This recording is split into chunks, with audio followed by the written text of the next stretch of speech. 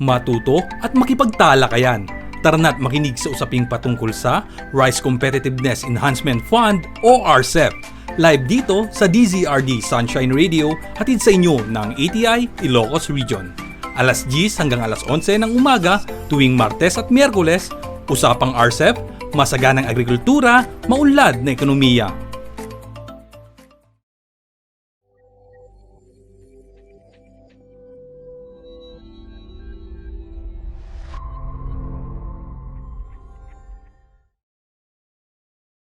Matuto at makipagtalakayan.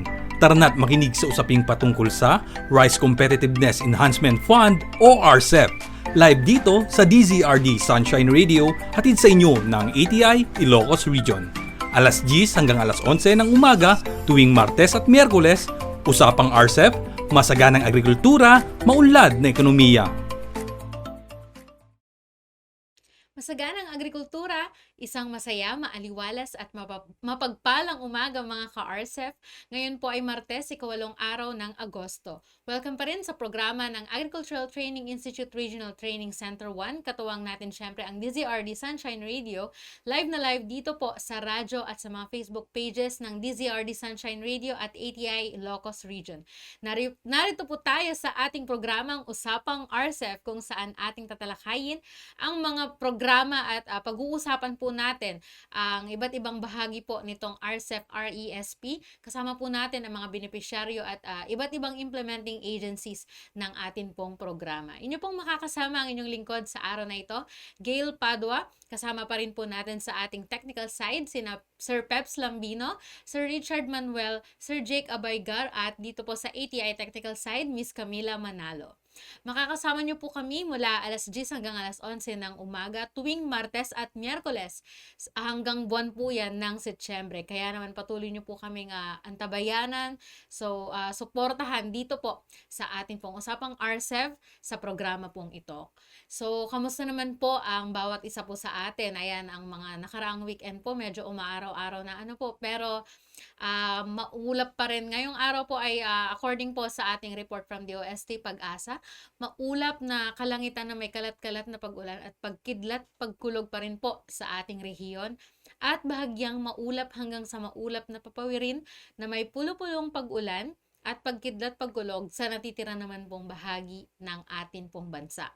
Meron din po tayong impormasyon mula po sa PhilRice na sa pagkakaroon po ng El Nino sa Pacific Basin kada 2 hanggang 9 na taon, pinaalalahanan ng PhilRice plant breeders ang mga magsasaka ng palay na maging handa sa pamamagitan ng pagtatanim ng mga variety na lumalaban po sa tagtuyot tulad ng PSB RC10, NSIC RC130 at NSIC RC134. So, ang mga varieties po na ito ay maaari pong anihin sa loob ng 104 to 110 days. Hinikayat din po ang mga magsasaka na gumamit ng farm insurance upang maprotektahan ang kanilang mga pananim mula po sa mga natural na kalamidad. So, meron pa rin po tayong pag-ulan-ulan kahit na may mga panahon po tayong umaaraw. Maya't-maya hindi po natin maintindihan ang panahon pero pinapaalalahanan nga po natin ang bawat isa na stay safe sa sakit po, stay healthy, stay dry, and syempre stay hydrated po. Ayan, syempre binabati po muna natin ang ating mga nagdiriwang ng kanilang mga birthdays. So, belated happy birthday po kay Doc Grace Ventura mula po sa ATI RTC1. At today po ay binabati ko rin po ang aking daddy, ang aking papa. Happy birthday po sa aking tatay. At syempre sa mga nagdiriwang ng kanilang mga birthdays, pwede po kayong mag-comment, magpa-shoutout po dito po sa ating Facebook live stream sa mga nagdiriwang ng iba't ibang mga pagdiriwang mga kanilang mga anniversaries or kahit ano man po yan, pwede nyo pong ipa-shoutout dito po sa atin pong programa. Maaari nyo pong batiin din ang inyong mga mahal sa buhay at maya-maya lamang po kung may time po tayo ay babasahin po natin yan. Dito pa rin po sa DZRD Sunshine Radio at ATI Ilocos Region Livestream. Para po sa pagbabalik tanaw sa ating nakaraang episode, natalakay po sa atin ang Key Check 2, ang paghahanda po ng lupa kasama po ang ating kapartner na si Mr. Nathaniel Fabia.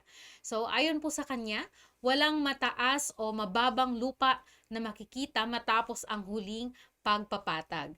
Ang lupang patag ay nakakatulong sa mahusay na pamamahala ng tubig, napapataas ang kalidad ng binhing aanihin, nakakabawas ng dami ng tubig na kailangan upang punuin ang pinitak, nakakatulong sa pantay na pagpapatubig at drainage, nagreresulta sa maayos at pantay na paglaki ng halaman, napapadali sa paggamit ng makinarya sa pag-aani, at napapadali sa pagsasagawa ng controlled irrigation. Ang lahat pong ito ay nakatutulong ng mas mahusay na pag-aabono, pamamahala sa damo at pamamahala sa kuhol. Kung kakaunti ang kuhol, mas kakaunti po ang nasisirang tandos at mas madali ang paghuhulip. Sa panahon ng pagpapatag ng lupa, ang bukid ay dapat mayroong tubig na may lalim na 2 to 5 centimeters, so halos kasing taas po yan ng hinlalaki po ng ating mga kamay. Wala pong dapat makikitang tumpok ng lupa matapos ang huling pagpapatag. Narito naman po ang ilang mga rekomendasyon upang magamit po ang ating key check. So sa pag-aararo po, araruhin ang mga damo at pinaggapasan ng may lalim na 10 hanggang 15 centimeters mula 3 hanggang 4 na linggo bago po tayo maglipat tanim o sabog tanim upang magkaroon ito ng sapat na panahon upang mabulok at makapagbigay ng sustansya sa ating lupa. Ang drainage ay nag-aalis ng mga toxic o nakakalasong elemento sa bukid, nakatutulong upang mabulok ang mga bagay na organiko sa lupa at nakatutulong upang humaba at tumibay ang mga ugat ng palay. Mas mabilis ang pagkabulok sa lupang mamasa-masa. Linisin at ayusin ang mga kanal at pilapil. Ang mga dike po ay dapat po nating linisin upang umalis po ang mga peste, siksikin upang maiwasan ang pagtagas ng tubig, at panatilihing may taas na 15 centimeters at lapad na 20 centimeters upang maiwasan ang paglulungga ng mga daga dito. Ang mga ditches ay nakatutulong upang magkaroon ng pantay na distribution ng tubig sa bukid at magandang drainage. So sa atin naman pong pagsusuyod, suyurin ang lupa na hindi bababa sa 2 beses na may pagitan sa 1 linggo. Ang unang pagsusuyod ay dapat isagawa 1 linggo matapos ang pag-aararo upang mabasag ang mga tingkal ng lupa at upang maihalo sa lupa ang mga pinaggapasan. Sa pangalawang pagsusuyod, na siya ring unang pagpapatag po natin, suyurin ang lupa sa pasalungat na direksyon ng unang pagsusuyod. Makatutulong ito upang tumubo ang mga nahulog na buto ng palay at damo. Ang ganitong mga kasanayan ay nakatutulong upang mabawasan ang paunang populasyon ng mga peste at halo sa mga variety itatanim at mapanatili ang hardpan. So patagin po natin ang lupa at gumamit po tayo ng paletang kahoy o leveler. Gumawa ng maliit din na kanal. Para po sa sabog tanim ng palay, gumawa ng maliliit na kanal malapit sa pilapil na nakapaikot sa bukid at sa gitna ng pinitak upang magsilbing lagusan ng labis na tubig. Hulihan o pulutan ang mga kuhol at upang mapadali ang iba't ibang gawaing bukid gaya ng paghuhulip at pagdadamo. At yan nga po ang atin pong key check 2 sa ating palay check system, ang pagpapatag po ng lupa. Ano naman kaya ang ating susunod na usapin sa araw pong ito? Ihatid po sa atin yan ng Agri-Mazing.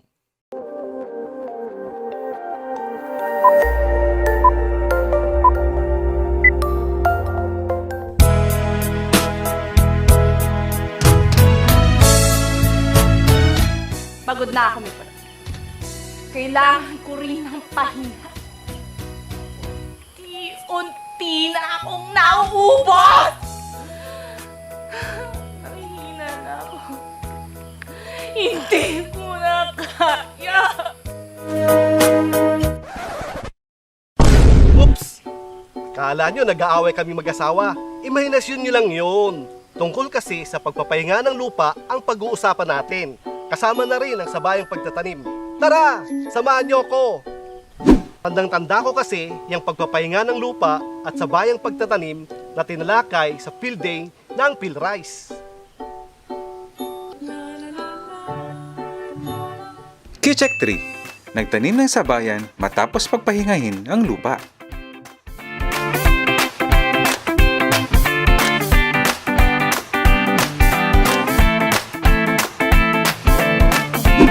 Wow! Ang gaganda ng palay. Buti na lang, nakadalo tayo sa field day ng PhilRice. Oo nga, paring Mitoy. Akalain mo, ililibot pa tayo sa bukid? Excited na ako!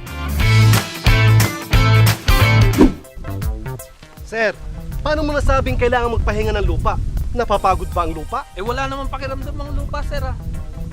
Tama po kayo. Wala silang nararamdaman, pero mapapansin mo na pwedeng sa tuwing anihan ay patuloy ang pagbaba ng iyong ani. Oo nga, paring Mitoy. Dati kasi, ay lampas 100 sako ang ating ani. Ngayon, nasa 80 na lang. Tsaka, mas madali nang atakihin ng peste at sakit ang mga palayan natin. Dahil sa tuloy-tuloy na nagtatanim, nababawasan ang enerhiya o sustansya ng lupa. Ikaw ba naman walang pahinga? Tama, may kinalaman din ang pagpapahinga ng lupa sa pag-atake ng peste at sakit sa ating palayan. Itoy! Hindi ako makahinga! Pagpapahinga ng lupa o fallow period. Kapag ang lupa ay nakapahinga, ito ay nakatiwangwang o walang tanim ng hindi bababa sa 30 araw matapos makapag-ani. Benepisyo kapag ang lupa ay naipahinga. Nasusugpo ang pagdami ng pesteng kulisap. Nasisira rin ang mga pinamamahayan ng sakit. Kapag ang lupa ay walang tanim, hindi magkakaroon ng pagkakataon ang mga pesteng kulisap na mabuhay o dumami dahil wala silang makakain at matitirhan hanggang sa susunod na taniman. Dagdag pa dyan, ang mga similya o spores ng sakit mula sa nakaraang tanim ay nababawasan kapag ang lupa ay napahinga. Pinabibilis ang pagkabulok ng mga dayami na magsisilbing pataba. Alam nyo ba, ang 5 toneladang dayami mula sa 5 toneladang palay ay pwede makapagbigay ng 25 hanggang 40 kilong nitroheno, 3 hanggang 6 na kilong posporo, 60 hanggang 85 kilong potasyo, 2 hanggang 5 kilong sulfur, 2,000 kilong carbon, at 200 hanggang 350 kilong silicon. Ang daming pakinabang, hindi ba? Pero, hep, baliwala rin ang pagpapahinga ng lupa kapag hindi naman sabayan ang pagtatanim. Sabayang pagtatanim? Yan naman na yung gawin natin dito sa barangay. Kasi kapag sinabing sabayang pagtatanim, dapat nakatanim na ang mga magkakatabing bukid 14 na araw bago at 14 na araw pagkatapos na ang karamihan sa lugar ay nakatanim na. Sa simpleng paliwanag, ang sabayang pagtatanim ay matapos ang lahat ng pagtatanim nang hindi lalampas sa 1 buwan sa mga katabing bukid. Mitoy, ano-ano ba ang benepisyo sa bukid kapag sabayan ang pagtatanim?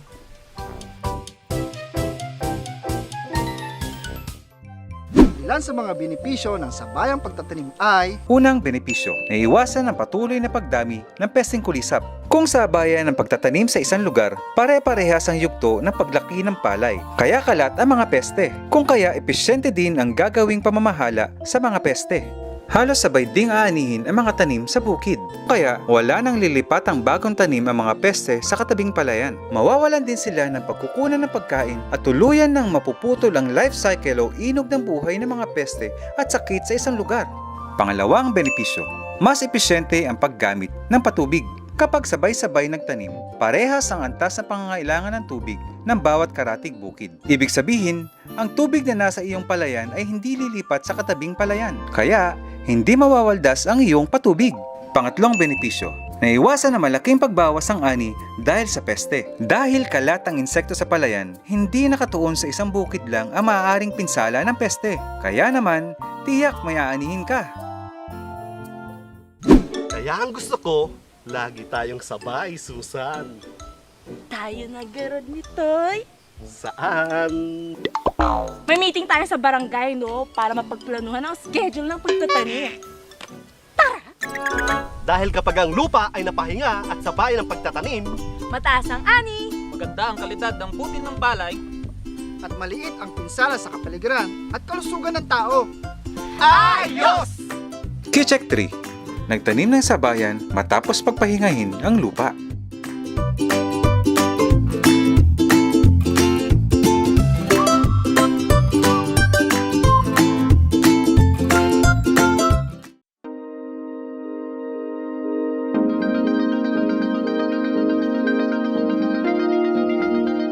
Ay, nakakapagod naman ngayong araw, mahal. Oo nga, mahal. Hinabi mo pa. Ay, nakakatuwa naman na lumalago ng palayan natin. At sana mapalago pa natin to at makipagsabayan sa mga iba na nagbibigay kaalaman sa iba pang mga magsasaka. Tay! Tay! Tignan niyo po ito, oh!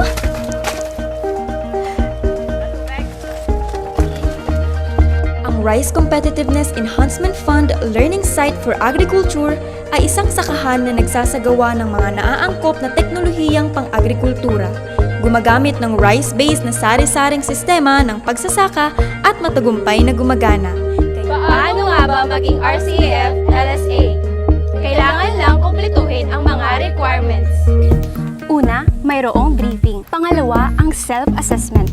Ang aplikante ay magsasagawa ng self-assessment kung sila ay kwalipikadong maging isang sertipikadong LSA batay sa briefer. Pangatlo ay ang pagsusumite ng nararapat na natapos na mga kinakailangang dokumento. Ang ikaapat na hakbang ay ang pagsusuri ng mga dokumentaryo na kinakailangan. Ikalima naman ang field of virtual validation. Pang-anim, ang pag-indurso ng mga dokumento ng aplikasyon ng Learning Site for Agriculture sa ATI Central Office. Ang huling hakbang ay pagbibigay ng sertipiko at memorandum ng kasunduan o pagpirma ng Memorandum of Understanding. Hatid ng pagiging learning site for agriculture ang pakikipagsabayan ng kompetensya ng rice farmers mula sa iba't ibang sulok ng Pilipinas. Mensaheng ito ay hatid sa inyo ng Department of Agriculture at ng Agricultural Training Institute Regional Training Center 1.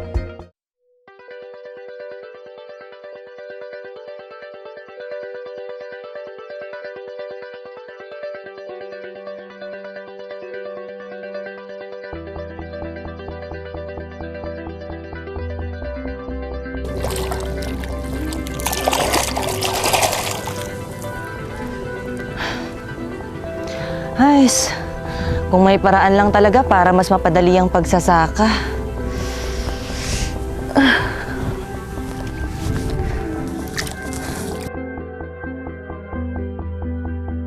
Meron. Makakatulong sa'yo ang Digital Agriculture course para sa mas maginhawang pagsasaka. Ang Agricultural Training Institute kasama ang mga miyembro ng RCEF Technical Working Group ay bumuo ng isang maikling kurso tungkol sa digital agriculture. Ang pagsulong ng mga apps mula sa Digital Agriculture course ay may kaugnayan sa bigas kagaya ng Rice Crop Manager na isang tool na nagbibigay sa mga maliliit na rice farmers ng payo sa pamamahala ng pananim at nakaayon sa pangangailangan ng magsasaka. Ang Digital Agriculture course para sa RCEF ay hindi lamang maghahanda sa mga kinatawan o trainer ng farm school na ipatupad ang digital agriculture. Ngunit, hinihikayat din sila na gumabay sa paggamit ng makabagong teknolohiya sa mga magsasakang gamitin ito sa paghahatid ng serbisyo sa pamamagitan ng ICT tools. Malaking tulong nga ang DAC RCEF. Ida-download ko na rin agad ang mga nabanggit mong apps. Mensaheng ito ay hatid sa inyo ng Department of Agriculture at ng Agricultural Training Institute Regional Training Center 1. Kayo pa rin po ay patuloy na sumusubaybay dito po sa ating programang Usapang RCEF. So, kanina nga po sa atin pong Agri-Mazing segment ay na-introduce na po sa atin ang ating lesson sa umagang ito. Ang atin pong tatalakayin sa araw pong ito. Ang Key Check 3 o ang sabayang pagtatanim. Ipagpapatuloy po natin ang ating talakayan sa tungkol po rito. So, ngayong umaga po, atin pong makakasama ang isa sa mga technical support staff din ng ATI RTC1 at isa rin po sa mga eksperto sa usaping RCEF. Para po i-introduce sa atin ang Key Check 3 ng ating palay check system, narito po ang ating co-partner, Miss Rachel Joyce Kaluwagan. Miss Rachel, magandang umaga. Magandang umaga, Miss Gail, at sa lahat ng nakasubaybay sa programang Usapang RCEF. Nung nakaraang episode, natalakay ang Key Check 2, which is yung paghahanda ng lupa.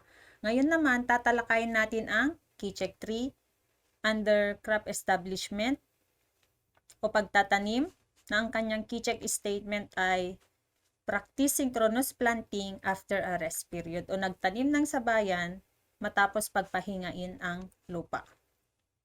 Ito po, tignan po natin sa picture na ito. Kapag tayo ay pagod na pagod o kaya walang tulog, anong mangyayari sa atin? Syempre po, 'di ba? Hindi tayo magiging productive, hindi tayo makakakilos ng maayos. Kaya kailangan natin makapagpahinga para naman maging productive tayo at maayos natin ang ating mga trabaho. Ganon din sa ating sakahan. Kailangan magpahinga para mabigyan pa rin tayo ng magandang ani. So ito po yung rest period. A rest period, a period when the rice field is not planted with the same crop to be fruitful in the next cropping season. Dati po, sa ating Kichek tree, ang ginamit na term ay fallow period, which is, yung fallow period natin ay hindi totally no crop established. Ngayon naman po, rest period na. Pwede na tayong magtanim, wag lang pong rice. Pwede na po tayong magtanim ng ibang crops, wag lang rice. Ito po. Do farmers usually allow their field to rest after harvest before the next planting season? Why or why not? Bakit at bakit hindi? Ano po kaya sa tingin nyo? Yan, tama po. The availability of irrigation water in the locality sometimes limit farmers from following this practice. Ang pagkakaroon ng tubig na sa irigasyon sa lokalidad kung minsan ay naglilimita sa mga magsasaka sa pagsunod ng gawain ito. Also, farmers tend to avoid the peak season to get higher price of palay, so they plant earlier than the maturity. Ang mga magsasaka po natin ay madalas umiiwas sa ating peak season upang makakuha ng mas mataas na presyo ng ating palay. Kaya mas maaga silang nagtatanim kaysa sa karamihan. Dito naman tayo sa term na synchronous. Pag naririnig nyo po yung synchronous, ano po yung masasabi o kaya ano yung unang pumapasok sa isip nyo? Opo, magkakasabay po, di ba? O tulad po ng ating picture dito, yung sa marcha, nagkakasabay-sabay sila sa swimming, ayun, synchronous sila. Ito po yung synchronous planting. If this is a field in Barangay Maligaya and each picture represents a lot owned by different farmer. Meron po tayong picture dito. May 6 po tayong picture dito. Masasabi nyo po ba ang mga farmers ng ating Barangay Maligaya ay nagpa-practice ng synchronous planting? Bakit o bakit hindi? Hindi, di ba po? Kasi tulad nitong nasa unang picture, naghahanda pa lang siya ng lupa. Sa pangalawa naman, nag-harvest na siya. Meron din ditong nakatanim na. Ganun po. Dito naman po tayo sa ating importance of Kichek tree. Synchronous planting after a rest period.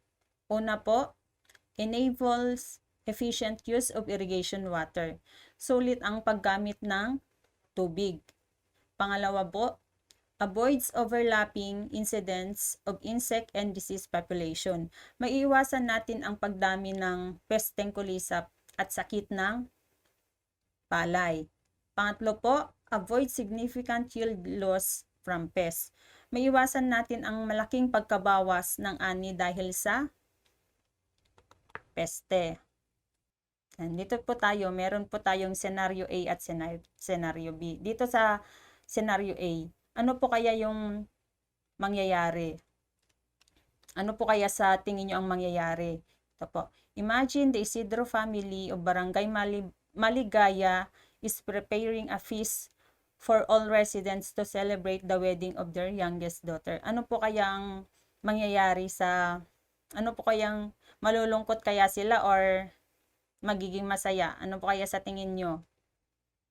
Siyempre po, magiging malungkot sila kasi baka hindi magkasya yung handa nila. Dito naman sa scenario B, imaginin po natin yung pagkaiba nila dun sa scenario A. Now, imagine if the Isidro family intentionally held the wedding celebration of their youngest daughter on the same day of Barangay Maligayas Fiesta. Yung wedding ng kanilang youngest daughter ay nataon sa fiesta ng kanilang barangay. Ano po kayang mangyayari? Magiging masaya po ba ang barangay, ang Isidro family, or magiging malungkot? Siyempre po, magiging masaya kasi kasya yung kanilang panghanda. Kasi di ba po may mga ibang lugar dito, yung mga piyesta nila ay kada bahay ay meron yung handa, ay kaya ayun, kasya na po sa kanila yung handa. At magiging masaya sila. Ito po. What if na yung mga bahay ay rice fields? Tapos tayo pong mga tao ay insect pest. Payag po ba kayo na tayong mga tao ay peste?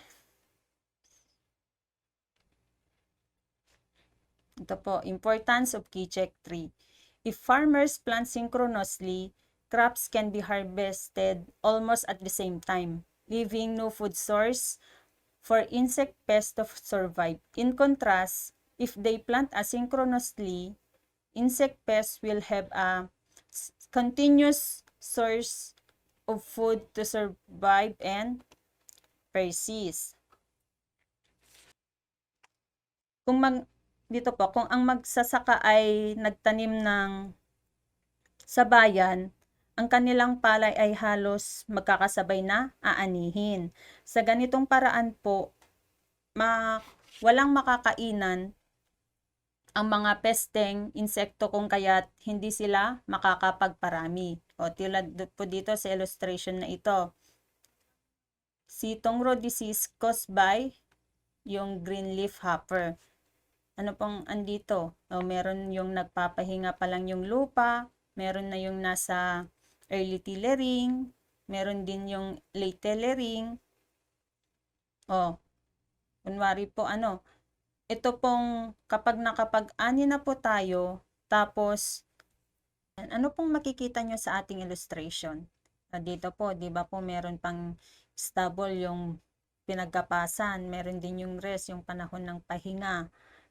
Meron din dito yung early tillering, late tillering. Ito po palang illustration na ito ay Tongro disease caused by GLH. So kapag yung pinagapasan po natin, 'di ba? Ang mga berdeng ngosong kabayo mula sa kabilang bukid ay kadalasang nagpupunta sa mga batang halaman. Kunwari po ito dito sa ating late tillering. Kapag nakapaggapas na po tayo dito, meron lilipatan pa rin ang GLH. Pupunta sila sa mas batang halaman o doon sa early tillering. Kaya continuous pa rin yung supply nila ng pagkain. If farmers plant synchronously, crops can be harvested almost at the same time, leaving no food source for insect pests to survive. In contrast, if they plant asynchronously, insect pests will have continuous source of food to survive and persist. Kung ang mga magsasaka natin sa isang lugar ay sabayang magtatanim, ang kanilang palay ay halos magkakasabay na aanihin. Sa ganitong paraan, walang makakainan ang mga pesteng insekto kung kaya't hindi sila makakapagparami. Dadako naman po tayo dito sa ating assessment of Kichek tree o yung pagtataya. Una po,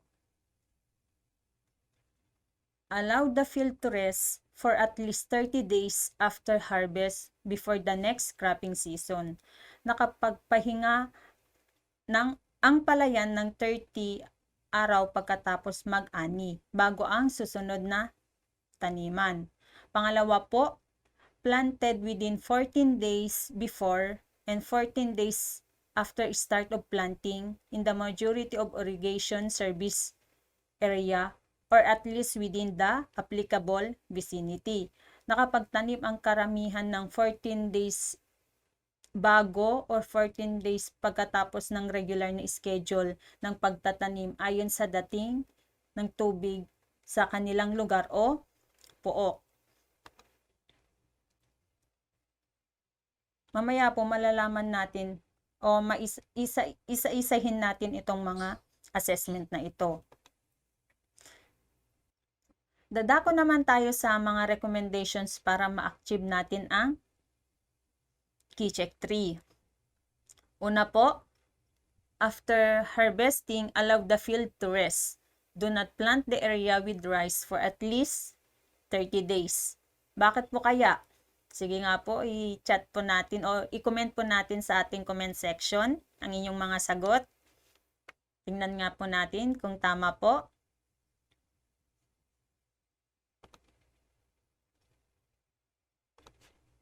And una po, to break the insect pest cycle. Mahahadlangan natin ang pagdami ng ating mga peste. Pangalawa po, to allow good decomposition of organic materials. Nabubulok po ng lubusan ang mga organikong bagay tulad ng dayami na magiging dagdag pataba po natin. Pangatlo po, to reduce inoculum. Nasisira ang kanlungan ng mga sakit. Isa-isahin naman po natin yung sa number 1 na recommendation. Dito po, unahin po natin itong rest period breaks the insect pest cycle and destroys disease host. Ito po, most of the insect pests have an average life cycle of 30 days. Karamihan po sa ating mga insekto po kasi ay nabubuhay lamang sa loob ng 30 days. By having a rest period, these insect pests will not have any food and habitat for them to survive until the next cropping season. Sa panahon po natin ng pagpapahinga ng lupa, walang sapat na makakainan ang mga peste kaya marami sa kanila ang namamatay. For example po, itong si stem borer na ang kanyang life cycle lang ay 30 to 45 days. Yan. Andito din po yung si brown plant hopper o yung green leaf hopper o kaya yung GLH. Meron lang siyang life cycle na 28 to 30 days. Ito po, rest period reduces inoculum in the field. By leaving the field idle, the source of diseases that develop during the previous cropping season will have died by the start of the next season. Nasisira ang mga kanlungan ng sakit. Habang walang tanim po ang ating palay, ang lupa, ang pinagmulan ng mga sakit sa nakaraang taniman ay mamamatay bago pa ang simula sa susunod na taniman.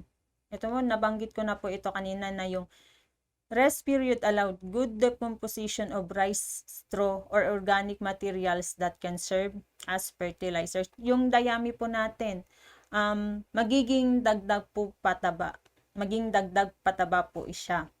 Alam niyo po ba na sa 5 na toneladang dayami mula sa 5 toneladang palay ay makakakuha tayo ng nitrogen 25 to 40 kilograms. Yung phosphorus po makakakuha tayo ng 3 to 6 kilograms. Sa potassium po natin makakakuha tayo ng 60 to 85 kilograms.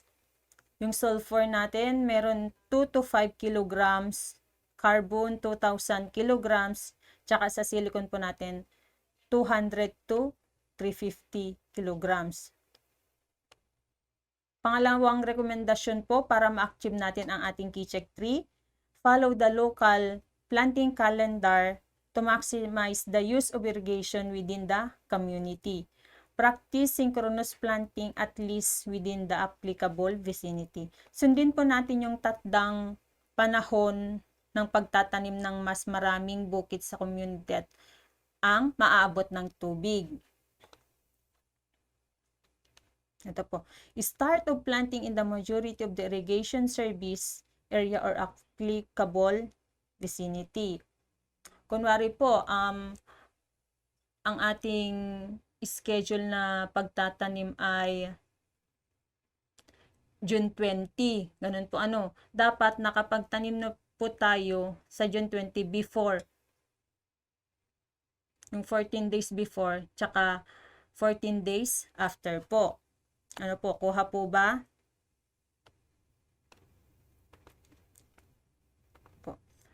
What factors may affect the adoption of this practice?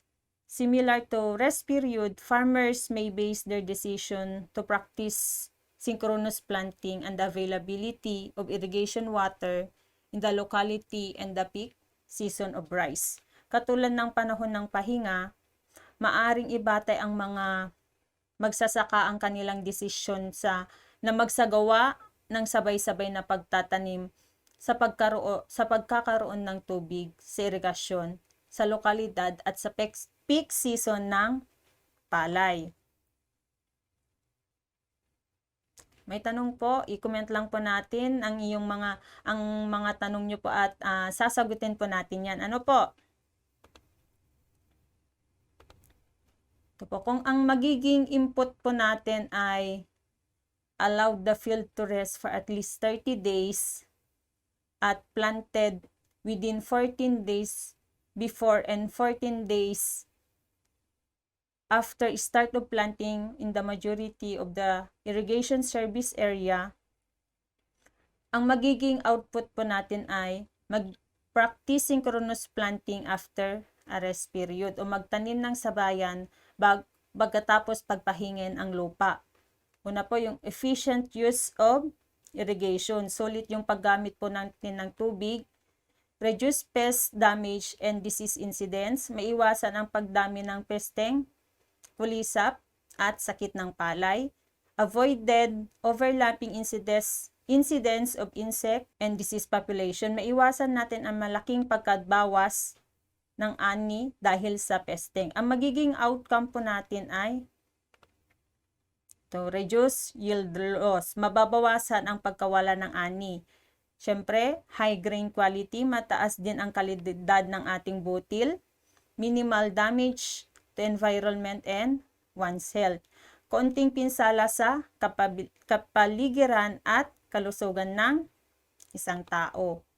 May tanong po? Sige lang po, i-comment nyo lang po inyong mga tanong at sasagutin po yan mamaya.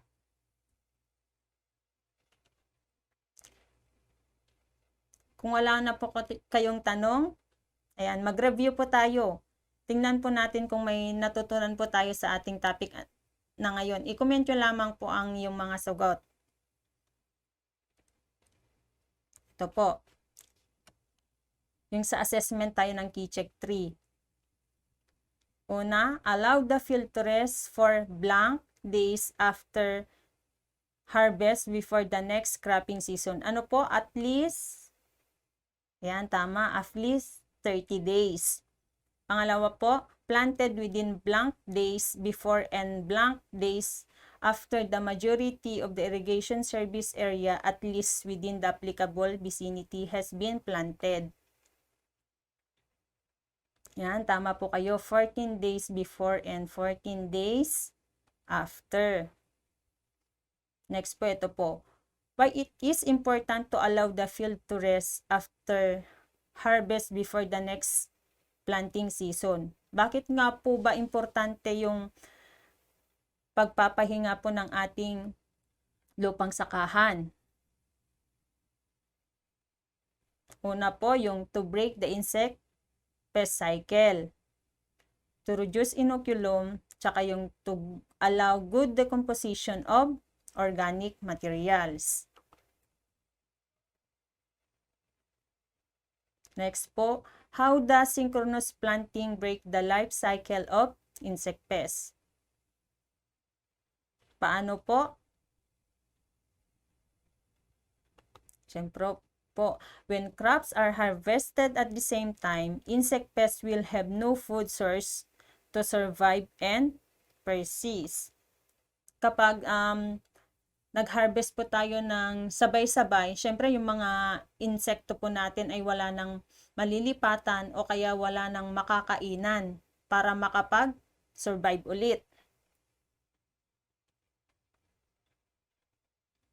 Ayan, kung wala na po kayong mga tanong, maraming salamat po sa inyong pakikinig at sana'y may natutunan po kayo sa ating topic ngayon. Ayan, thank you po. Maraming salamat, Miss Rachel. At yan nga po ang atin pong Key Check 3 o ang sabayang pagtatanim. Muli tayo po ay nakapakinig at natuto dito po sa atin pong programang Usapang RCEP.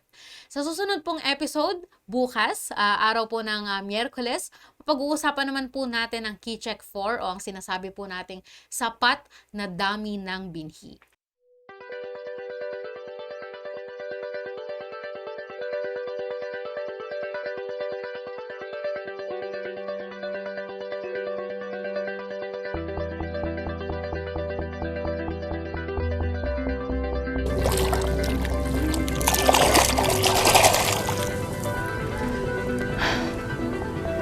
Ay, kung may paraan lang talaga para mas mapadali ang pagsasaka.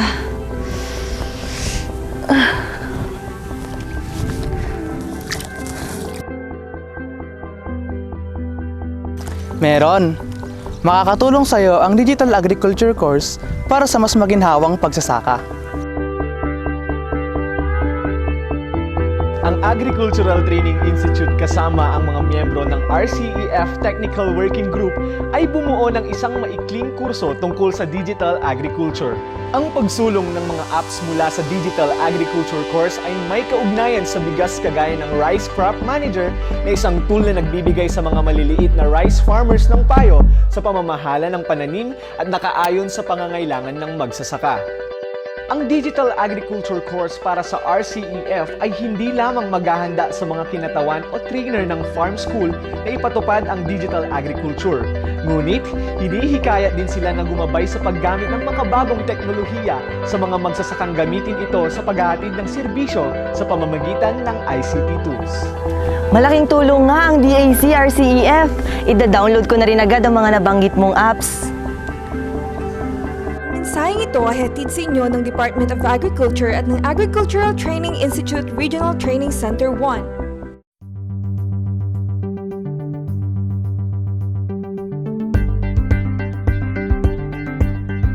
Malaking tulong ang hatid ng RCEF sa kanilang trainees. Sa pamamagitan ng binibigay na pagsasanay, mas napapalawig pa ang kaalaman ng mga magsasaka. Magandang araw. Ako po si Cheryl Rolamas, ang Farm Assistant Manager ng Rolamas Farm. Malaking bagay ang nai-contribute ng RCEF sa akin at hindi lang po sa akin, pati na din po sa mga kapwa ko farmers dahil sa maikling panahon na na-train po kami sa training of trainers on the production of high-quality inbred rice seeds and farm mechanization.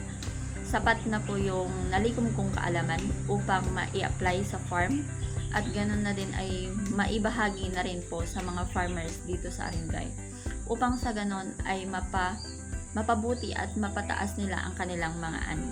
Mula sa suporta, tulong at pagbibigay kaalaman ng Rice Extension Service Program, tiyak na mas mapapabuti at mapatataas ang ani ng ating mga magsasaka.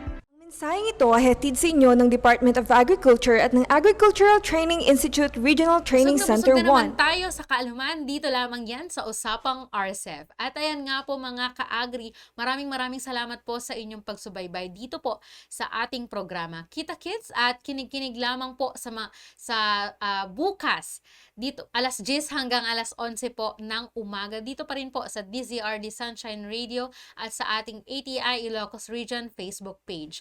Sa ngalan po ng ating Center Director Dr. Rogelio C. Evangelista, ang ating Assistant Center Director Dr. Josephine K. Aben, 10 na mga kasamahan po natin dito sa ATI RTC 1 at ang nakasama po natin sa ating technical side, Sir Peps Lambino, Sir Richard Manuel, Sir Jake Abaygar and Miss Camila Manalo. And sa atin pong station manager, Sir Jay Mendoza, ito pang inyong naging lingkod sa umagang ito, Gail Padua. Maraming salamat po.